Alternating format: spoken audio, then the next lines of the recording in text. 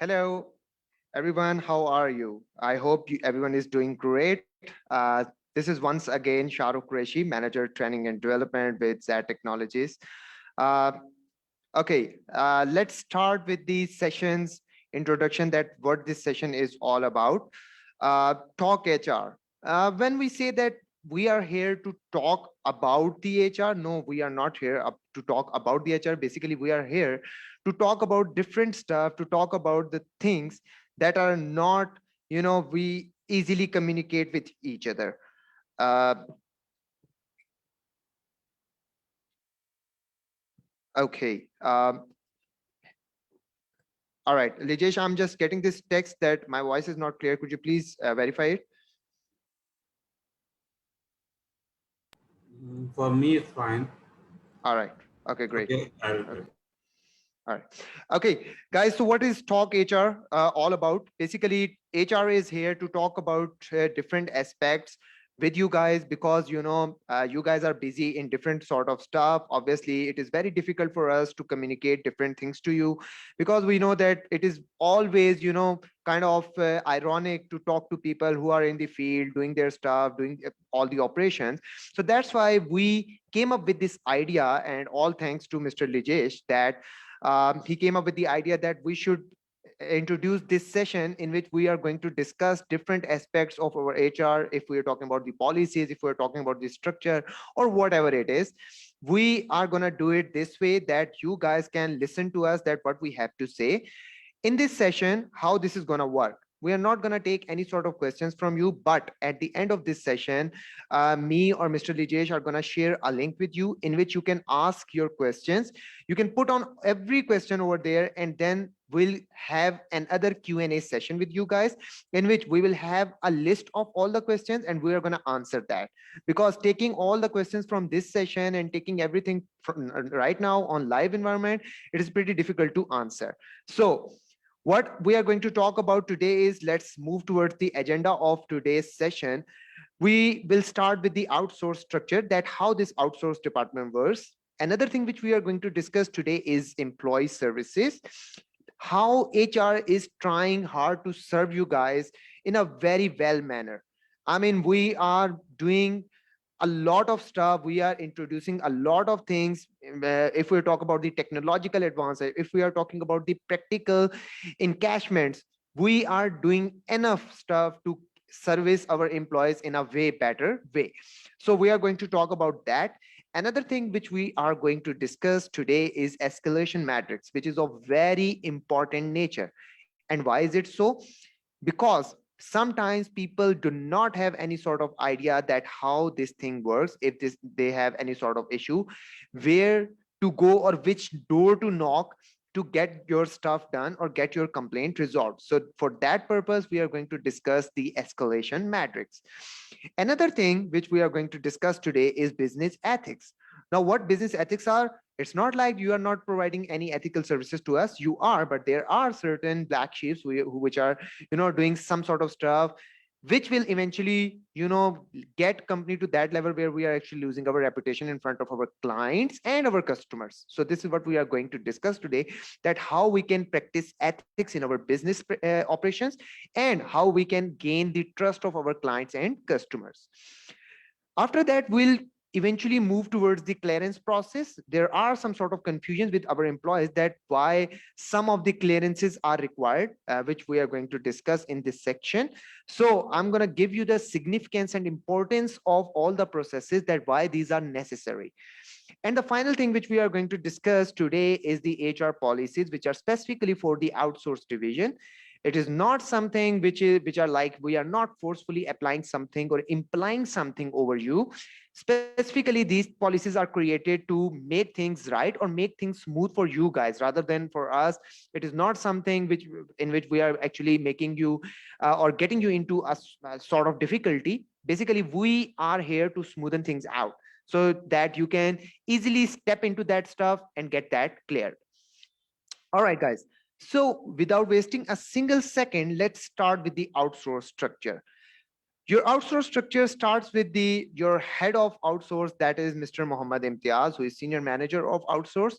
There are 5 guys who is under his reporting for this outsourced division specifically. That is Mr. Heather for Do and TCS, Mr. Badiur Rahman, Mr. Lijesh. I'm gonna explain it a little bit more. That what is Mr. Lijesh Nair's role in this whole outsourced division? First of all, you need to understand that he is solely taking care of all the HR and administrative matters of outsourced division. So every time if you come up with any sort of problem related to human resource or related to your administration, you can always go to Lijesh Nair or his team. Okay. And who are his team members? Mr. Hamad, Miss Hanan, and Miss Shermano. These guys are always there to support you.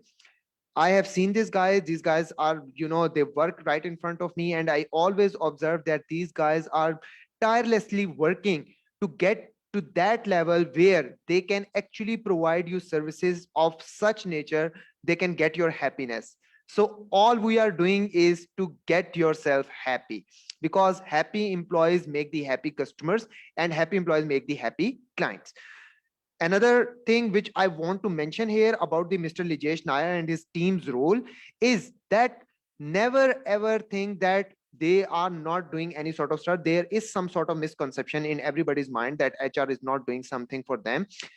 To be very honest, these guys are amazing. I mean, if they get any sort of email or anything, even a single ticket, they do not get back home until they resolve all the tickets of that specific day, right?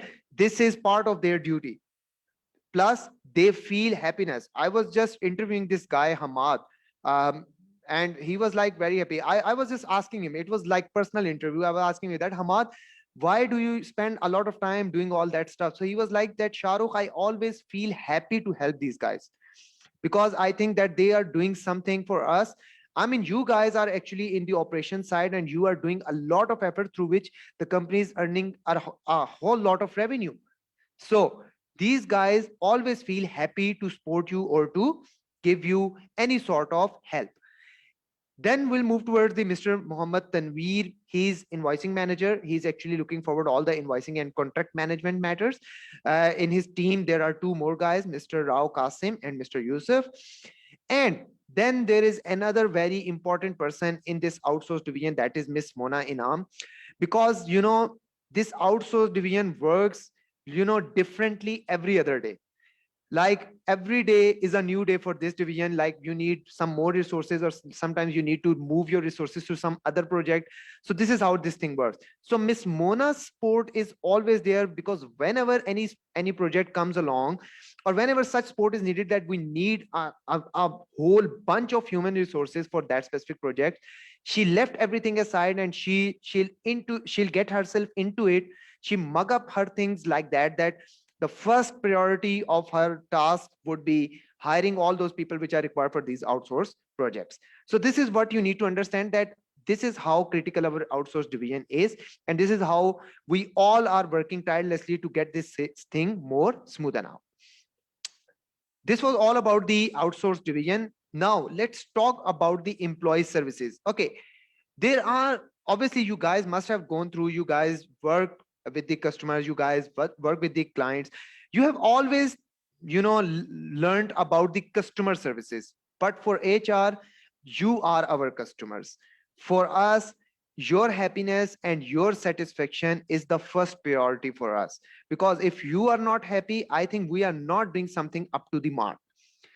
It is like, for you guys, if your customer is happy, it will all eventually increase your productivity in the sight of, or in your management's mind, right? But same goes to HR. If your employee is not happy, so it is very obvious that management will think that HR is not doing anything up to the mark. So employee services is same like your customer services, that we need to achieve your satisfaction at the end of the day. All right, guys. So what employee services are and how we are serving our employees, you need to understand the whole concept. All right. We have introduced this portal to you guys. If you want to ask anything, if you have any sort of query in mind, if you have any sort of complaint, if you have any sort of request, you can always come up to HR through this portal, which is outsource.xadtech.com. I have observed, even the whole HR and the management observed, that many of us are not following this portal. Let me give you an insight of the significance of this portal. See, if you are calling or emailing HR about any issue, I think that would be taken under the second priority, but we always take the cases came through this portal as the first priority. All right, because our productivity is being taken or being observed by management through this portal, because it has the whole statistics. Management just opened the statistics that there were like 100 tickets came in this month, and how much we have resolved and in how much time. This is how they measure, they gauge our productivity. So it is very easy to use. I'm going to give you an insight about its usage as well, but you need to understand this, that outsource portal is important for you guys as well, in such a way that if you want to get your query or your complaint resolved in a meantime, you need to come through this portal, because this would be taken as the first source of contact. All right, you are just putting up your ticket into this portal, and it would be our first priority to resolve it. Even if we are not able to resolve it right away, we'll always communicate you the timelines. All right. Okay, how are you going to use it? Let me give you an idea. First of all, once you click on the link outsource.xadtech.com, you will get to that page where you will see this window in front of you. Once you get to that window, the first thing on the top right corner would be sign up button. All you have to do is go to this sign up button, just click on it, and you will be redirected to another page where this information will be asked. Now, what information is being asked? First of all, you need to enter your full name. By full name, whatever official or documented name we have on your documents, or whatever you have given us your as your full name, or it is in your whole credentials. So you need to write your full name, because it is sometimes critical for us to track that specific person. For example, if I would say that my name is Shahrukh, and we have like 2 or 3 more Shahrukhs in the company, it would be difficult for us to understand that which Shahrukh has given us this query or this complaint. So you need to write your full name, which you had been using in all of your credentials. Another thing is that you need to write your email address. It is not necessary to write your official email address. I know that many of you do not have any sort of official email address that is of ZTex. So what you need to do is write your personal email address if we have to give you the feedback on your complaint over your email. Another thing is solve the captcha. How do you solve the captcha? You need to tell this system that you are not a robot. Okay, what is captcha? Captcha is basically a tool for the information security. You know, sometimes there are some robotic machines who are trying to sneak peek into the organization's systems. So, but machines are not that much smart where they can understand the captcha. Captcha would actually ask you those things which you can only think from your brain, and machines do not have brain. Maybe this captcha would ask you to identify the pictures, which machine cannot. Only brain can, with the color scheme, with the look of that specific stuff. So this is what you need to do. Once you are done with this, once you confirm that you are not a robot, you can click on the register button, and your email address would be registered with us. Once you are registered, you will be logged into this system, and this window will appear right in front of you. Once you want, obviously now you are registered for some ticket or some query or complaint. So how you are going to log that ticket is, you'll have to click on this new sport ticket button. It is right in front of you. It will be on the middle left side of the page. You'll have to click on new sport ticket, and you'll get another window. It will be redirected to this window, and you need to add all these details of your complaint or your query to let the HR personnel understand that what you want to ask or what you want to achieve at the end of the day.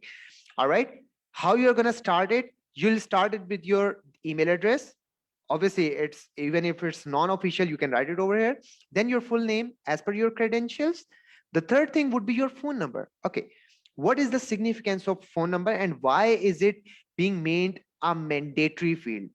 All these red static means that these fields are mandatory to fill. It means that these are required.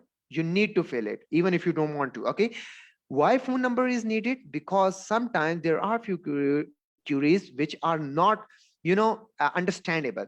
So we simply call that guy, we ask them that what you want to ask actually, because we just got your ticket and it is not understandable. There is some sort of language barrier, or there could be any error into that ticket which is not understood by the HR department. So you always write your phone number in this specific segment. Then we'll move toward the subject. Okay, what subject? It is like an email. For example, you are asking for your leave salary, or you are asking for your salary certificate. So your subject would be salary certificate. All right, that what you actually want to achieve. Subject is always a single liner which shows that what your query is all about. This is what you need to write over there. After that, you'll move towards the ticket description. All right, what ticket description is? Whatever subject you have put on, you need to explain. If you have written salary certificate, there might be two issues. For example, you are asking for a new salary certificate, or you are asking for the rectification because the previous salary certificate which was sent by the HR was not right. There was some sort of error, or whatever it was. You always come up with the description that what you actually want to ask the HR guys. Another thing is attach a file. Okay, to understand this tab, let me move to the next slide where it is also mentioned that you can download all the HR forms. Now, what is this folder containing? There are certain things for which there are certain queries, there are certain requests for which you'll have to fill in the form and submit it to HR. But in start, if you are sending your query in and then we are getting back to you that you need to fill out the form, rather than wasting this to and fro communication, we came up with the idea that you have all the access to download all the forms which are required for some specific query. For example, if you are asking for a leave salary, if you are asking for, even if you are asking for the leave form is inducted over there. You can simply download it, fill it.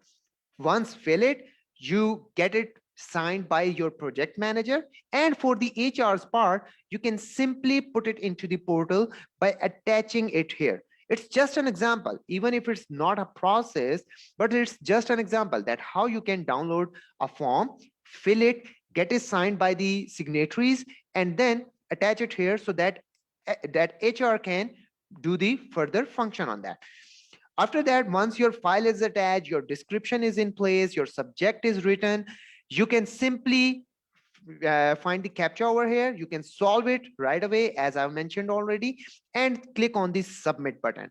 All right. Now what will happen?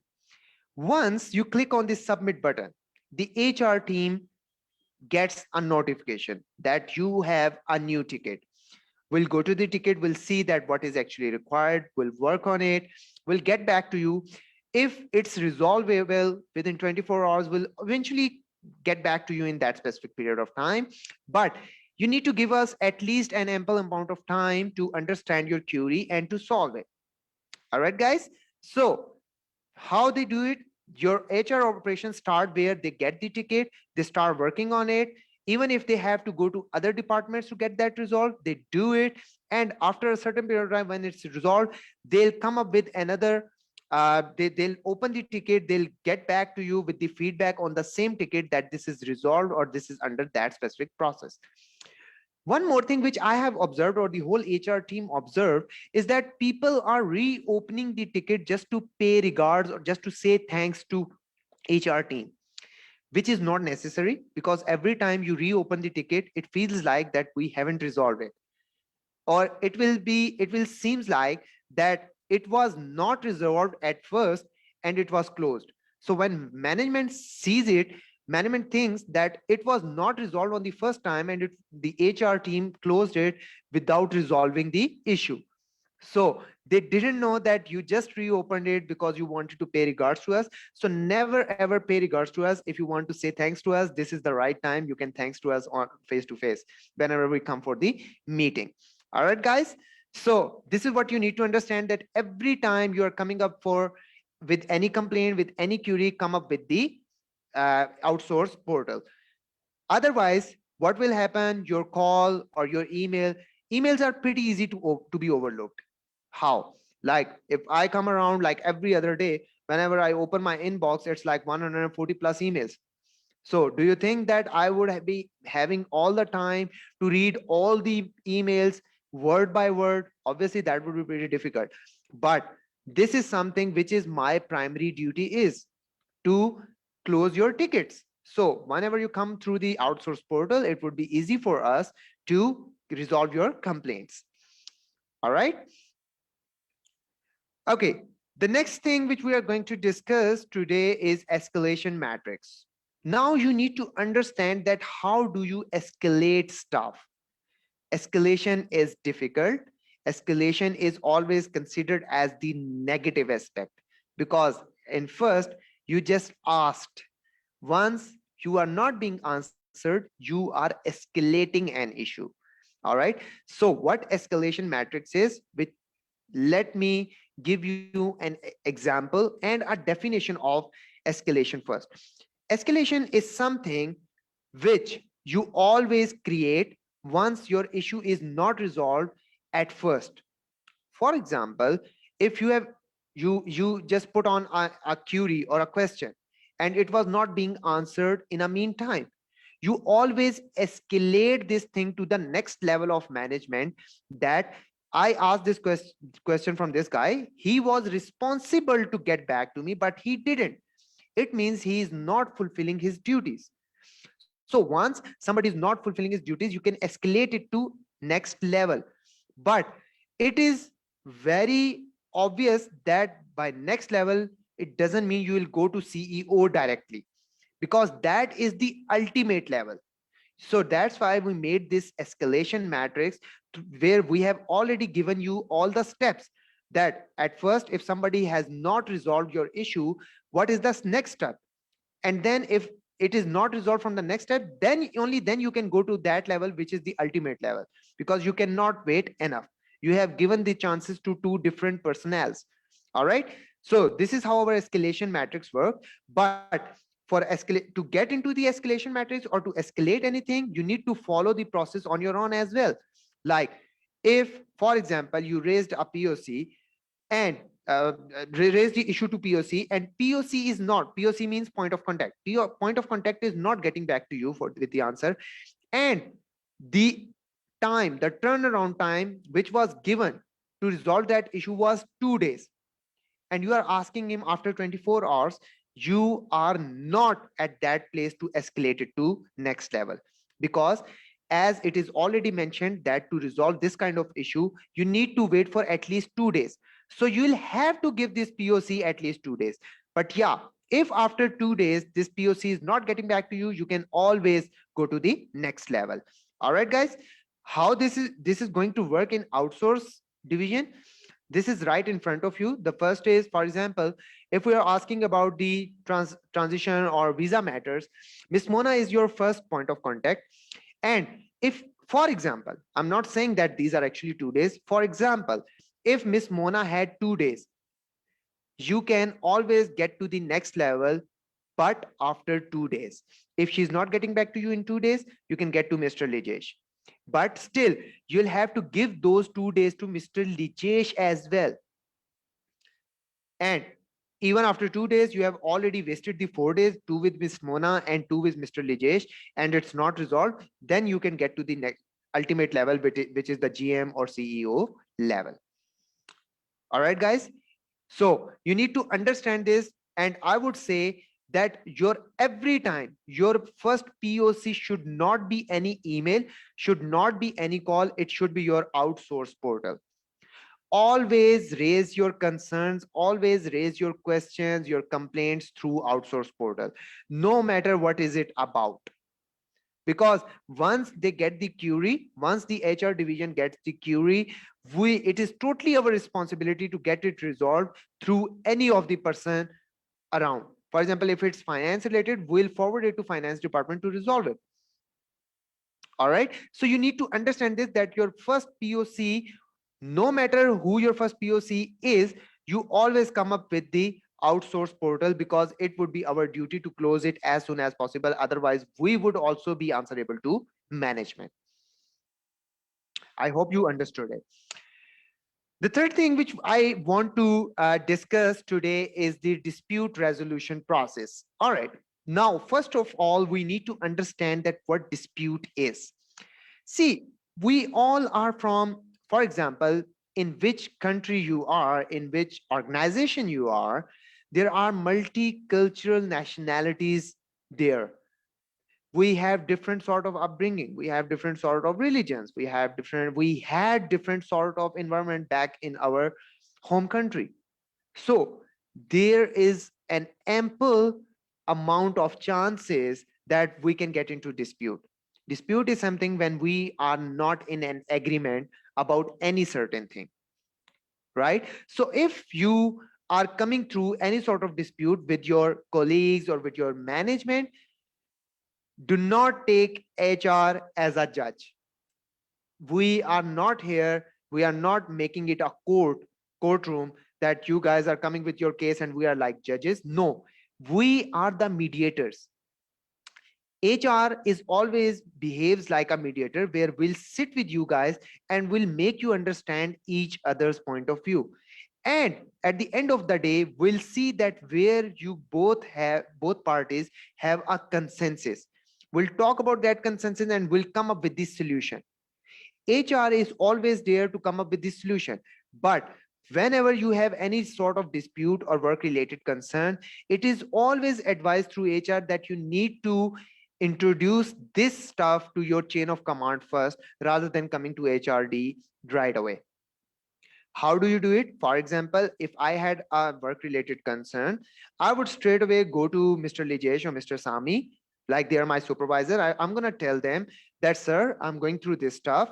So tell me what to do about it. If they are not listening to me, then I'll go to next level. Right. For example, if that is Miss Mona, she's the next level. I'll talk to her that I've talked to Mr. Sami and Mr. Lijay, but they are not listening to me. And I have this work related concern with my colleague. And even if she's not listening to me, then I'll move to the HRD and I'll talk to them that human resource department, that I'm going through this stuff with my colleague and my chain of command is not listening to me. I want you guys to sit with us and resolve this dispute. Otherwise, it would be more brutal than what it is today.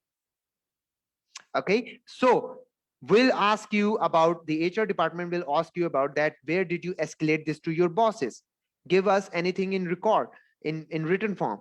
It could be any email, it could be even a WhatsApp recorded message. All right, so once we see that, yeah, your people are not listening to you, your department, your division heads are not interested in all that stuff, so we'll always welcome you and we'll sit with you and we'll resolve the dispute, but will not pass any judgment. Sometimes people do not put themselves into DRP, dispute resolution process, because they think that what HR is going to do, they'll terminate one guy and they'll see that we have already, cut the root of the whole tree and now it's all clear. No, this is not the problem solving strategy of HR. We always come up with the solution between the two parties. All right, so this is, you need to understand, even if you are going through some um, in some dispute with your supervisor, then you can get to your next chain of command. If your next chain of command is not working or it's not there, sometimes there are, supervisors are not around or something like that, you can always come to us and we'll be there to help you out in resolving your dispute. Another thing is SLA, which I have already mentioned. I was telling it you like I was taking the name turnaround time. That turnaround time actually comes from the SLA. Now, what SLA is? Service level agreement.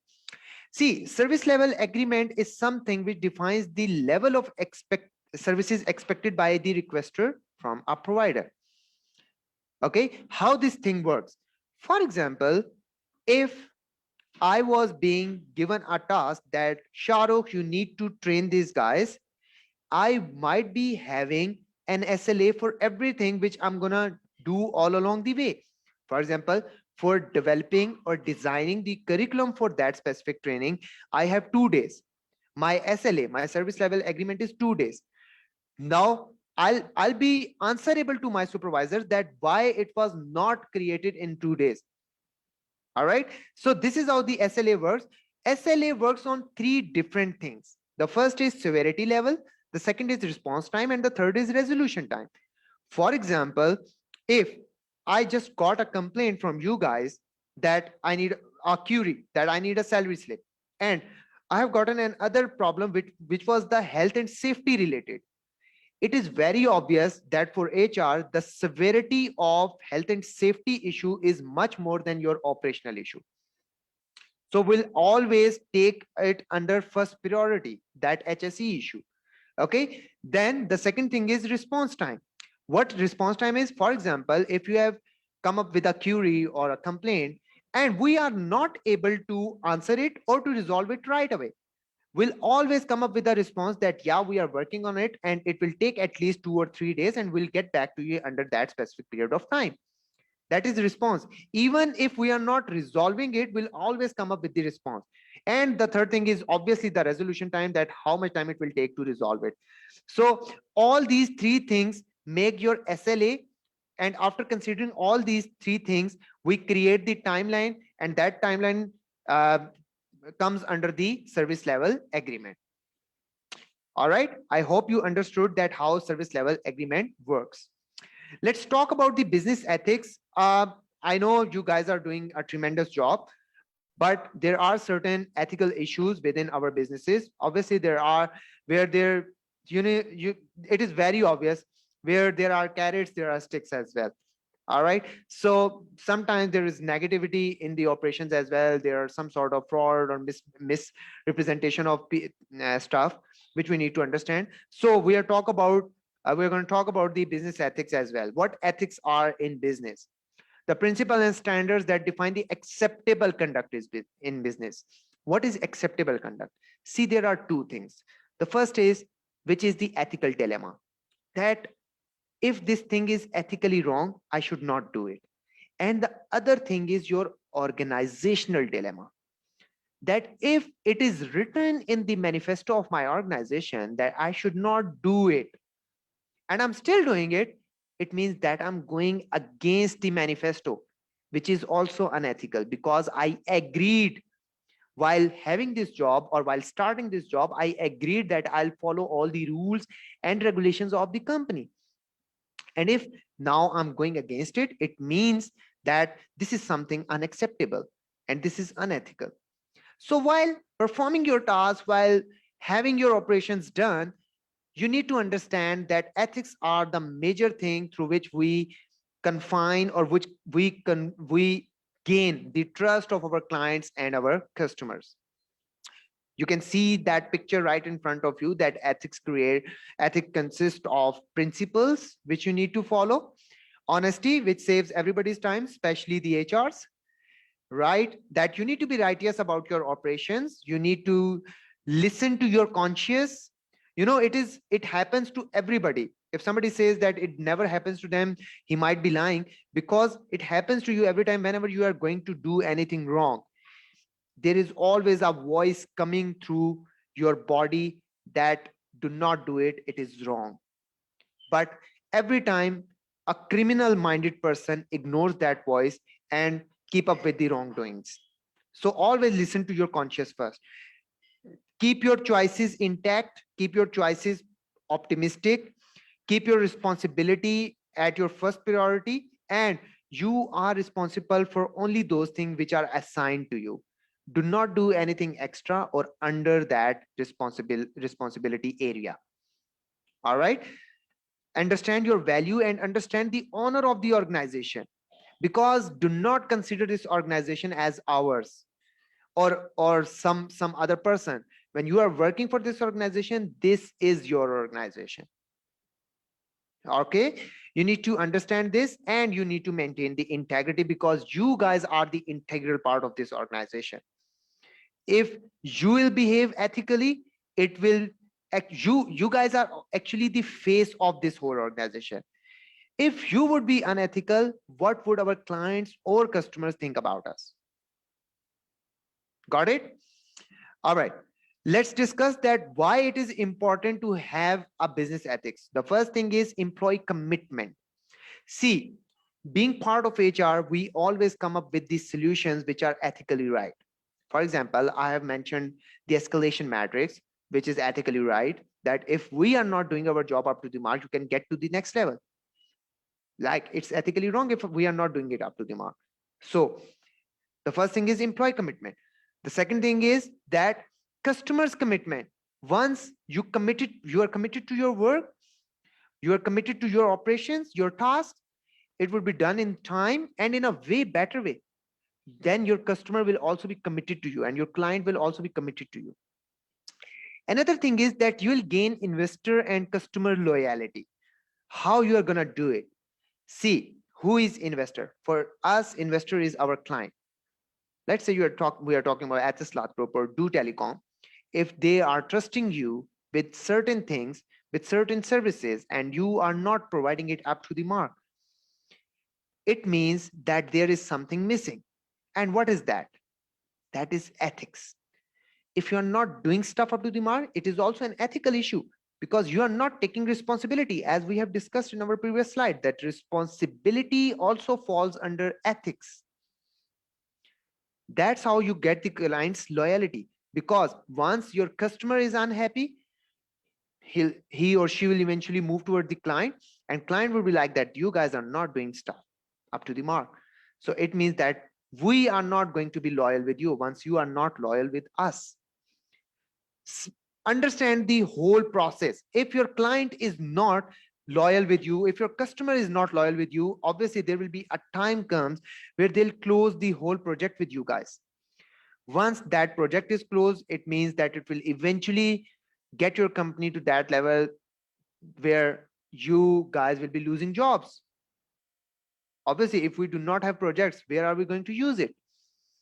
All right, so this is, you need to understand. The third thing is customer satisfaction. You see, everything which we are doing right now, the HR is doing right now, is to get the employees satisfaction. Same is happening to you guys, that whatever you guys need to do is through ethical practices. In that case, you will get the customer satisfaction. How do you get it? For example, if you are in the customer's premises and you are doing stuff as it is instructed by the client or by your project manager, because these parameters are made after getting the 100% satisfaction result of the customer.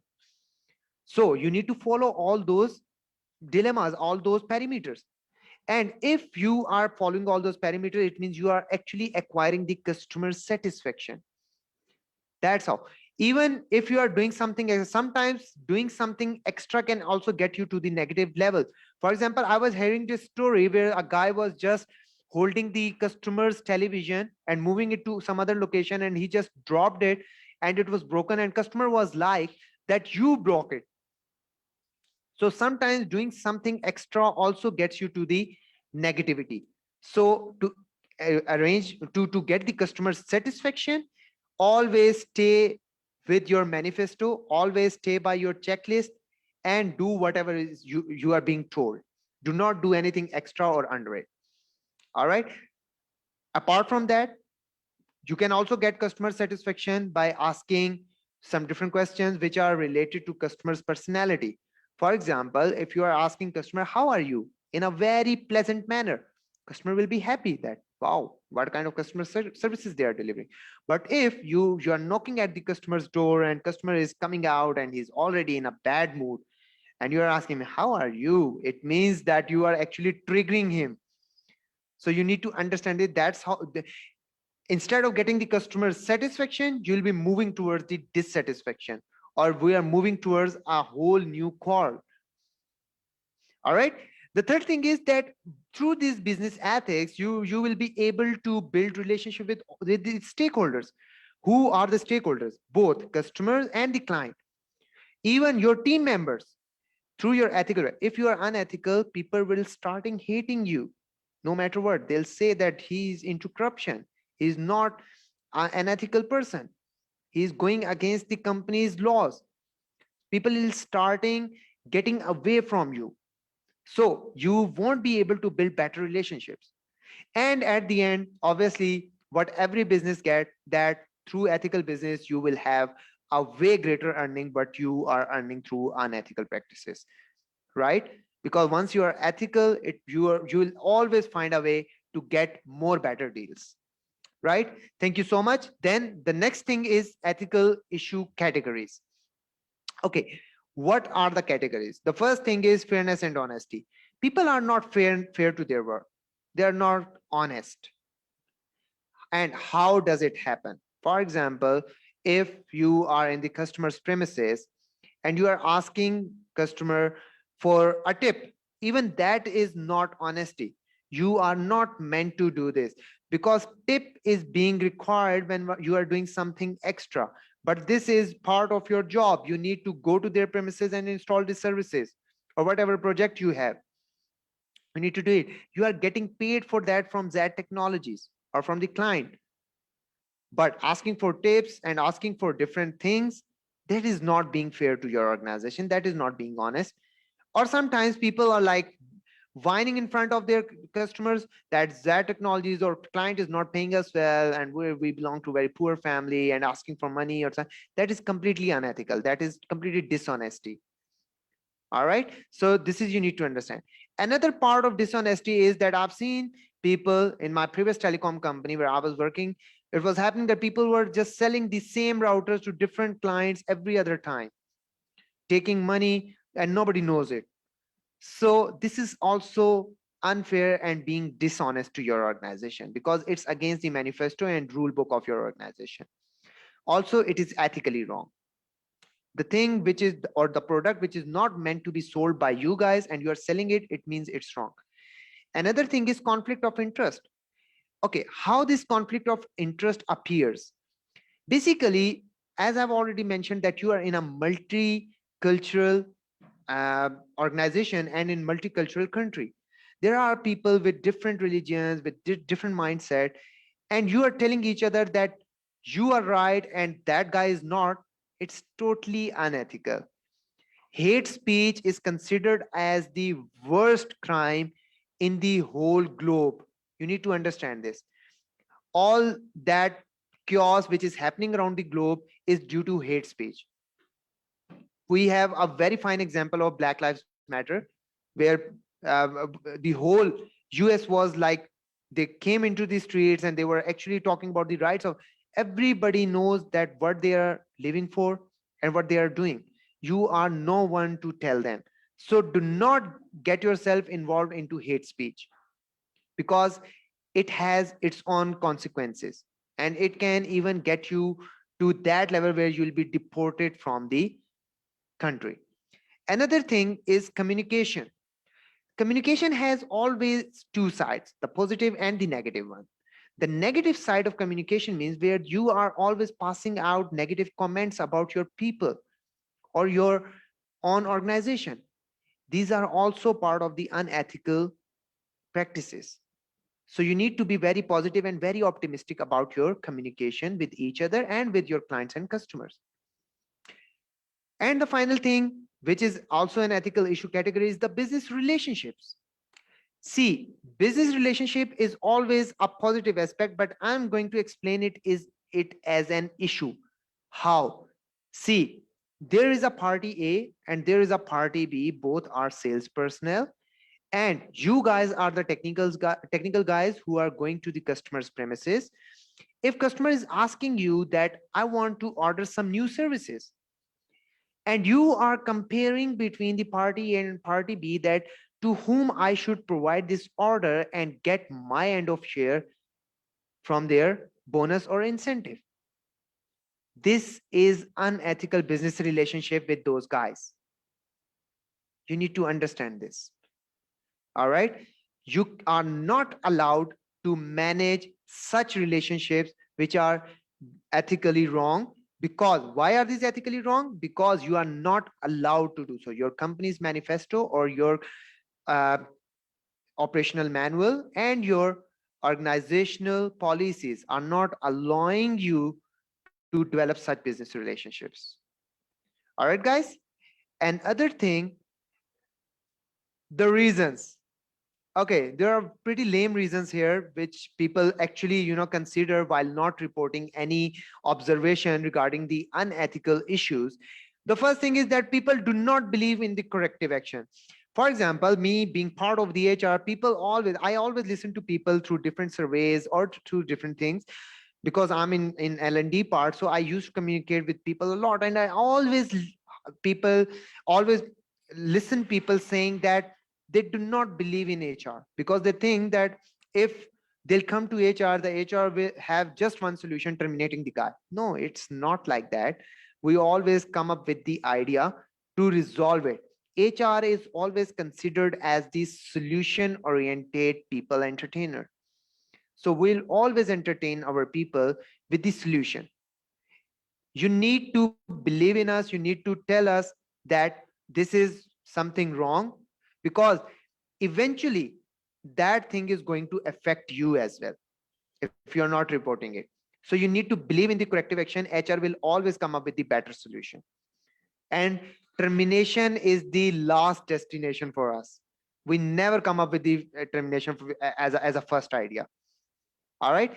The second thing is feared retribution from supervisor. Sometimes people think that might be my supervisor is also involved in this, or there might be chances that he's also involved, and if I'm going to raise this issue, he'll become my enemy. That's not the case. You can always come up with the anonymity, which is our next point as well, that people are feared that they wouldn't remain anonymous. Let me give you a very, very clear idea about it, that in our organization we have a specific email address, that is reports. Lijesh, could you please explain that what that email is? Reports at xadtechnologies.com. Lijesh, you there? Okay, I think Lijesh can't hear me. Okay, I'll share that email with you. That is reports at xadtechnologies.com, or you can even tell it to HR as well. But if Yes. you are, it's Right. reports, Lijesh, right? Yes, yes, yes. Okay, great. Okay, guys, this is reports at xadtechnologies.com. Okay, what happens to this email whenever you'll email on this specific address? It will eventually go to the management level, and even HR wouldn't know about it, that who reported this case, because management is just gonna tell HR that this specific person is doing wrong, but they will never come up with the name that who told management about this. Okay, so even HR wouldn't know. So that is what anonymity is for us, for XAD Technologies. Your name will remain anonymous, and you will be rewarded against that as well. Okay. Another thing is that people think that it is not only my responsibility to report such incident. There are many others who are also observing it, but there comes the sense of responsibility. I think somebody has to take this step, and this could be you. If you have observed it, do not wait for others to report it. You need to fulfill your responsibility by reporting it, because as I've already mentioned, and I'm again and again mentioning, that it will eventually affect you. And the fifth thing, which is very sometimes it is missing, that people don't know that who to contact. I've already provided you with an email address. Also, I'll share it in written as well. Another thing is that HR is always there. If you have any sort of such issues, if you have any sort of any observation like this, you can always come to HR with that. But if you want to stay anonymous, I have already given you an email, that is reports at xadtechnologies.com. All right, let's talk about the major misconducts. What are the major misconducts which are happening around? First of all, what is misconduct? Misconduct is when you are doing something wrongly, which you are not meant to do. Let's discuss these misconducts one by one. The first thing is embezzlement, theft, fraud, bribery, corruption, and financial regulation. I have already explained all these perimeters in different examples. Embezzlement, that you are not doing stuff up to the mark. Theft, you are stealing. Like I've mentioned that example, that you are selling your routers to these different clients. It is also theft. Fraud, you are already in a wrong relationship with another person, and you are committing fraud, or you are manipulating the documents of your organization.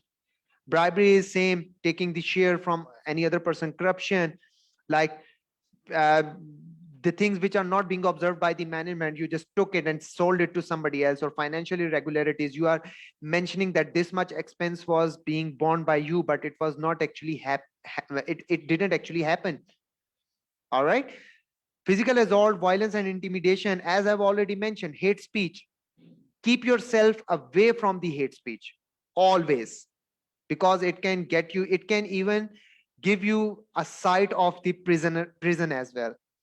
All right, so keep yourself away from the, especially when you are in such a multicultural country or in multicultural organization. The third thing is breach of confidentiality.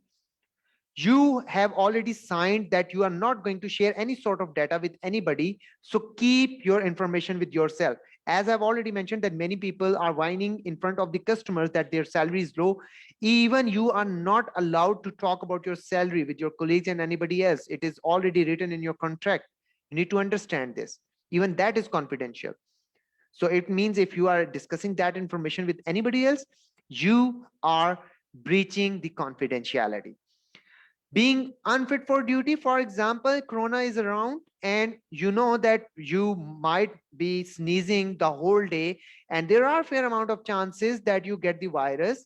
Like, god forbid you haven't gotten it, but still there are ample amount of chances. So never ever go to duty and give this disease to others, because you are going to interact with different people. Rather, just go to doctor and tell the HR or your supervisor that you are unfit for the duty. All right, because if you are unfit and you are just, even if you are in on the field and you have to climb a tower and you are doing it and you are unfit, you just fall off. So it would create a greater impact on your project as well as the organization. Another thing is negligence. Sometimes we are negligent towards our duties. We think that this thing is not important, but that is important. I would say that health and safety is something that we are mostly negligent about. So you need to follow those rules as well.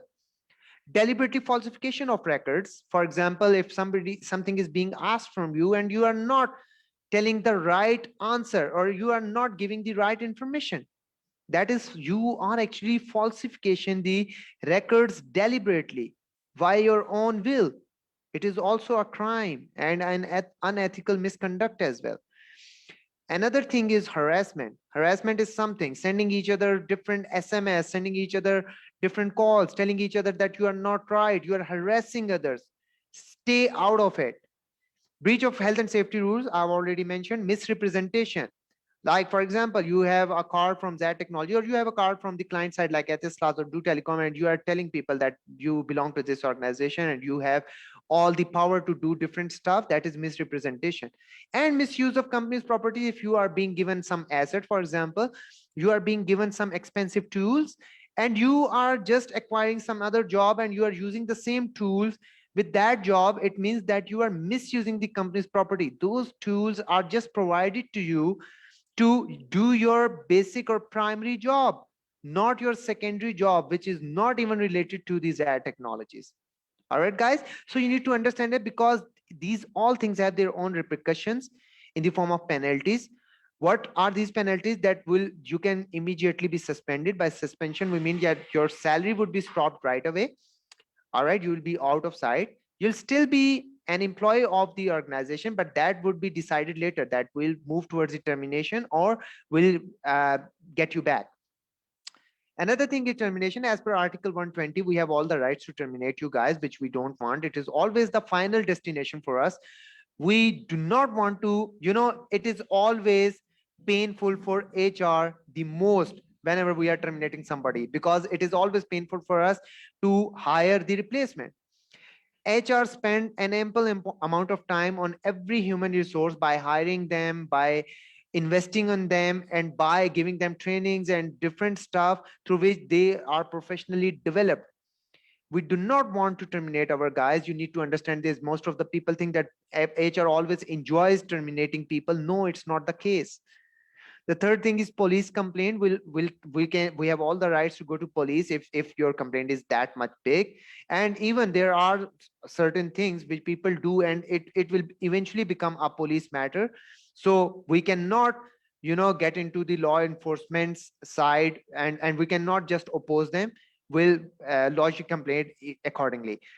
And final thing is that we'll always come up with the legal proceedings at the labor court. And there is another thing which I want to add in here, that we are already in process of developing the legal cells in your home countries as well. We have already developed a legal cell in Pakistan. We have already developed a legal cell in India as well. We are also working on other countries where we will be having a legal cell in different countries. And in all these countries, whenever if somebody commits a fraud and gets back to, people just rain back to their home countries, we'll be having our legal cell over there, and they'll proceed the legal cases from that specific country. So now there is no way out. Rather, you'll have to find some other country, okay, which you do not want. I know you guys are doing some great job and in a very ethical manner. All right, let's talk about some human resources policies about which you are confused about. The first thing is tools clearance. Okay, why is it necessary? First of all, let me give you an insight about that, what tools are. Tools are something which you are using while performing your duties. You are giving some physical tools. These tools are of very expensive value, right? And these are being given to you through client side. So if you are going for anything like for annual leave or even for emergency leave, because sometimes it happens that people just get back to their home countries and they have such an emergency that they cannot join immediately, like whatever leave they have already taken, they'll have to spend a lot more time than that. It means that client is losing trust on that your tools are with them, and they'll have to buy some new tools, and these tools are pretty expensive. They'll have to buy new tools for this new resource, which is doing job on behalf of you when you are not around. So every time, even if you are leaving the organization for good, like you're being terminated or you have resigned from your services, the first thing you need to do is get your tools clearance. All right. However, you are going to do it, just submit your tools to the warehouse, get the clearance certificate from there, and then you are free to go. It is very important for you. Even if you are going for the annual leave, some people think that they are going to annual leave and they are getting the tools clearance. It means that ZAD is not going to take them back. You need to be very much careful about it. You need to be very much thoughtful about it, that that's not the case. We are just submitting those tools, and as long as you are back, we'll reissue these tools to you. That is not a problem. So if you are leaving the company for good or if you are leaving temporarily, always get the tools clearance first. All right, and I've already explained that just because they are so expensive, and nobody wants to invest every time onto tools, so that's why it is necessary, so that if some new resource or some other resource is available for the replacement, he can use all those tools. Another thing is passport custody, which is actually confusing many of our people. See, it is very clear that just because you guys are handling very expensive tools, we do not have any sort of guarantee, and clients are very much concerned about it. Even the ZAD's legal department is very much concerned about it, that we are not taking any sort of guarantee. For example, if you are moving to the bank taking a loan, bank always asks you about the guarantor. That guarantee should be a person. It could be a person with a high designation or from management level of any reputed firm. Plus, if you do not have any human guarantor, you can always come up with the uh, physical guarantor, like your property or anything. You always submit those documents until you pay off all your loan amount. So same is happening to us. We decided to take your passport under our custody, but it is not something that we are actually trying to, threaten you. No, that's not the case. Just because you guys are dealing with pretty expensive tools, we just need something in guarantee that whenever you get the tools clearance, which I have already mentioned, you can apply for your passport custody back, and there will be a form. You just fill it, get it signed from the warehouse, that tools are submitted over there, and will release your passport right away.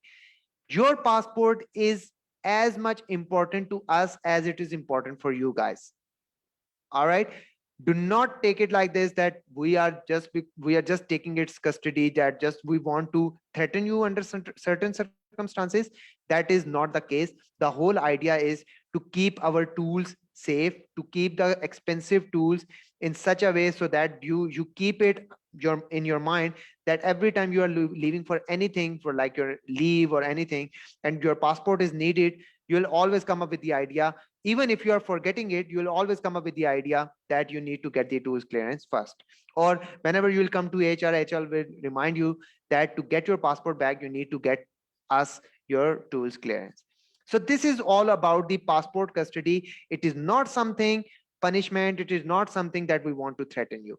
You need to be very clear about it. Okay, do not get yourself into delusion that we are actually going to use you guys by keeping your passports. No, it's not the case.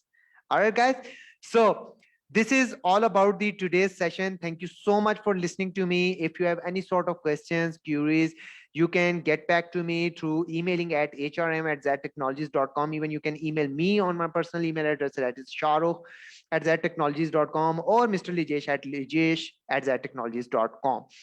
Plus, if you have any sort of query, any question, because I couldn't take questions in this session, I would be arranging a Q&A session for you guys, for which Mr. Lijesh is going to share a link with you, where you can put up all your questions regarding this session or whatever confusion you have, which you wanted to ask. You always wanted to ask HR, but you never asked. You are open to ask any sort of question. Obviously that should not be of operational nature. That should be resolved through the whole HR process. If any sort of question, any sort of confusion within the process is there, you can always come up with the idea by asking a question through that link. We'll make a list of all those questions and we'll arrange a Q&A session and we'll answer almost all the questions. Okay, thank you so much once again, guys. Take care of yourselves and stay ethical. Bye bye.